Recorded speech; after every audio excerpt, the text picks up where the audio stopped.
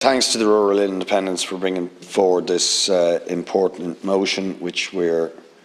very happy to support. And I think, as many others have said, while it is absolutely the case and not necessarily a bad thing that we have an ever-growing number of digital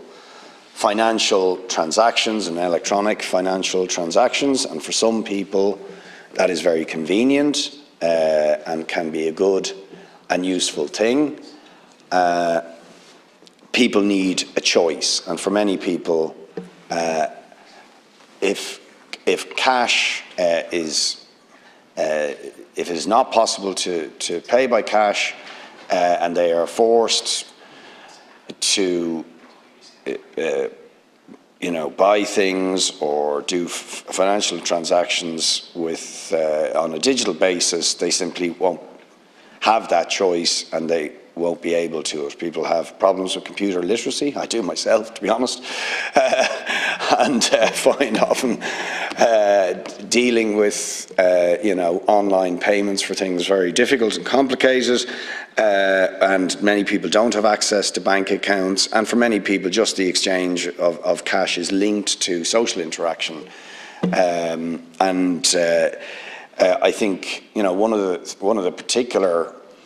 gripes I would have, and I suspect many older people in particular, or maybe just sociable people have, or people who are not so good at dealing with online interactions,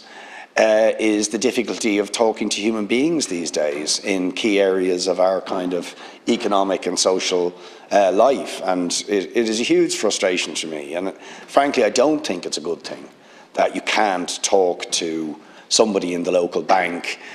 the way you used to be able to, because life is complicated and everybody's individual circumstances are different, and so many online sort of transactions or applications are about literally tick boxes. You have to tick certain boxes, but life isn't always as straightforward as ticking particular boxes, and the nuances are simply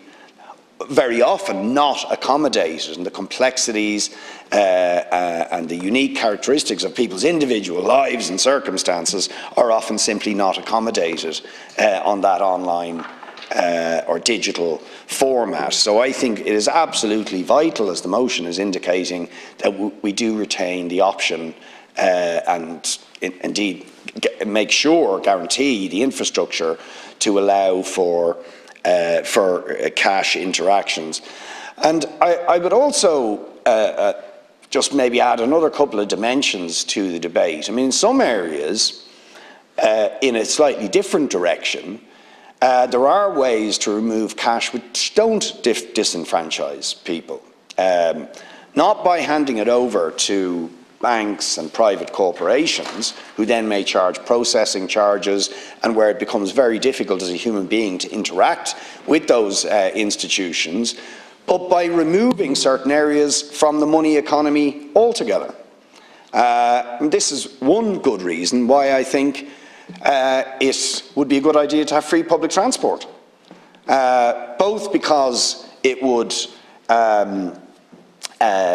encourage people to get out of their cars and into using public transport, but the difficulty of not having cash or cards to get on a bus sometimes, just even at that basic social level, but to have free and open access to the public transport system.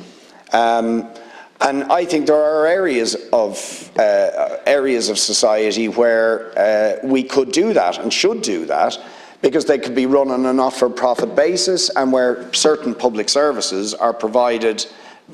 simply on dint of the fact that you are a citizen of society and that you're entitled to do those things. I mean, of course, we had a very heated political conflict in this country over the issue of water charges.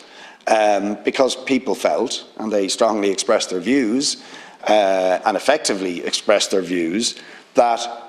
water is a basic human right and therefore should not be commodified. It shouldn't be a thing that has a sort of price tag on it. I mean, of course, it costs money to build water infrastructure,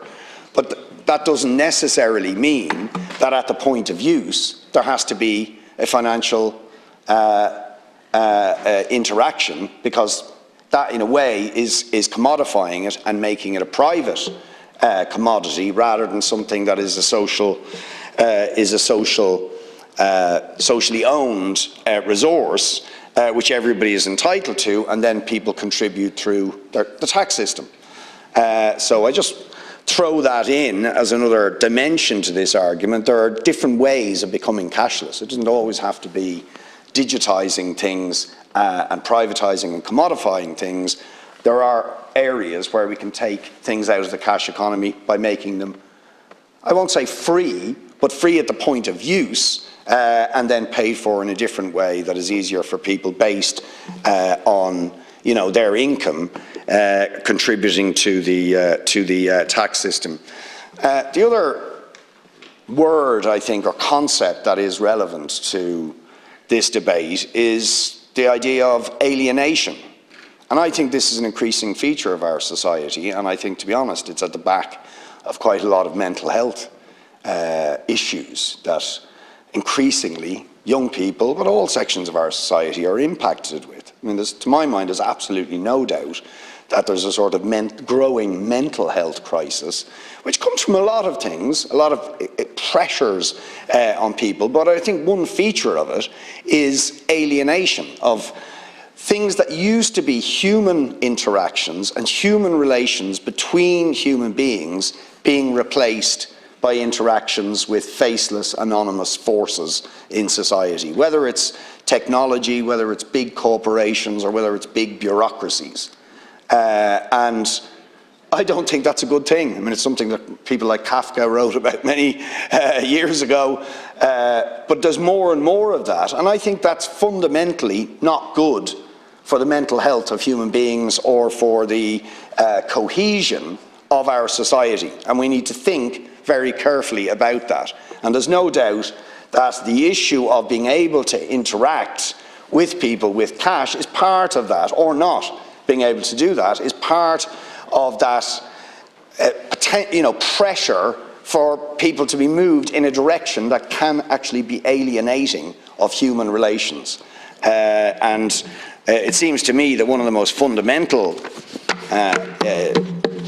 needs of human beings is to be able to interact with other human beings, and things that will reduce people's right or the choice to interact with other human beings in day-to-day economic or social things, I think we have to be very careful of, and we always have to make sure that the choice to interact between people is still there. Thank you,